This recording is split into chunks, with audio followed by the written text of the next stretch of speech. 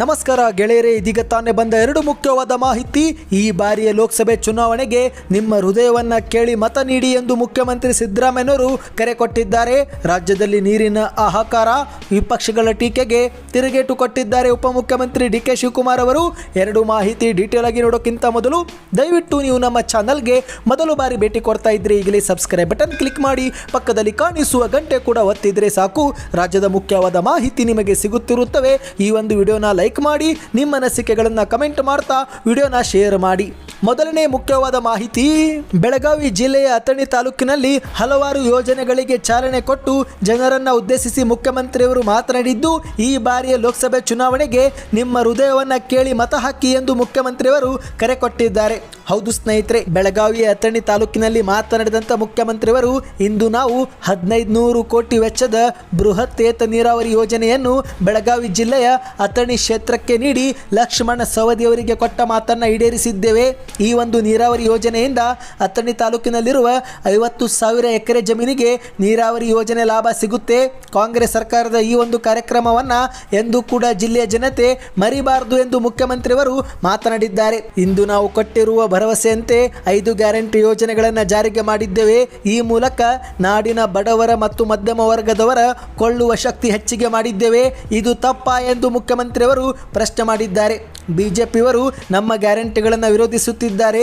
ಈ ಮೂಲಕ ನಾಡಿನ 4.5 ಕೋಟಿ ಫಲಾನುಭವಿಗಳನ್ನು ಬಿಜೆಪಿ ಪಕ್ಷ ಅವಮಾನಿಸುತ್ತಿದೆ. ನಿಮ್ಮನ್ನು ಅವಮಾನಿಸುವವರನ್ನ ಕ್ಷಮಿಸಬೇಡಿ ಎಂದು ಮುಖ್ಯಮಂತ್ರಿಯವರು ಕರೆ ಕೊಟ್ಟಿದ್ದಾರೆ. ಇದೇ ನಡುವೆ ಒಂದು ಟ್ವೀಟ್ ಕೂಡ ಮಾಡಿದ್ದಾರೆ. ಆ ಒಂದು ಟ್ವೀಟ್ ಕೂಡ ನೀವು ನೋಡ್ತಿರಬಹುದು. ನೀರಾವರಿ ಯೋಜನೆಗಳ ಬಗ್ಗೆಯೂ ರಾಜ್ಯದ ಸಂಸದರು ಬಾಯಿಯನ್ನೇ ಬಿಡಲಿಲ್ಲ.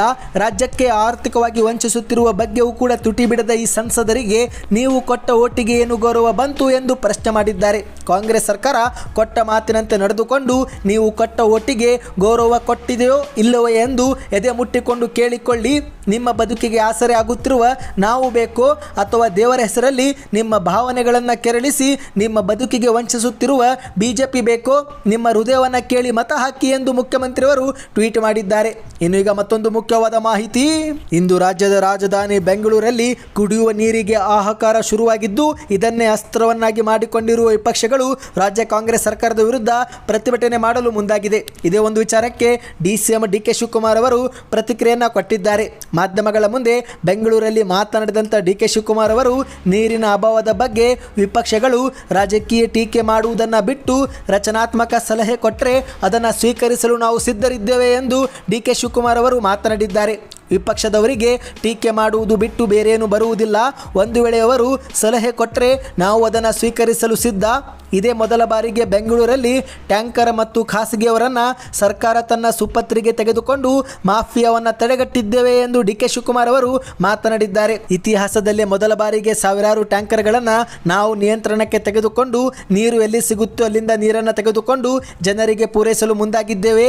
ಈ ಮೂಲಕ ಮಾಫಿಯಾವನ್ನು ತಡೆಗಟ್ಟಿದ್ದೇವೆ ಎಂದು ಡಿ.ಕೆ. ಶಿವಕುಮಾರ್ ಅವರು ಮಾತನಾಡಿದ್ದಾರೆ. ಇದೇ ವೇಳೆ ಮತ್ತೆ ಮುಂದುವರೆದು ಮಾತನಾಡಿ, ಮೊಟ್ಟ ಮೊದಲ ಬಾರಿಗೆ ಸಾರ್ವಜನಿಕರಿಗೆ ಬೆಂಗಳೂರಲ್ಲಿ ನೀರಿನ ಸಮಸ್ಯೆ ಆದಾಗ ಚರಿತ್ರೆಯಲ್ಲೇ ಮೊಟ್ಟ ಮೊದಲ ಬಾರಿಗೆ ವಾಟರ್ ಟ್ಯಾಂಕರ್ಗಳ ಮಾಫಿಯಾಕ್ಕೆ ಕಡಿವಾಣ ಹಾಕಿದವರು ನಾವಾಗಿದ್ದೇವೆ.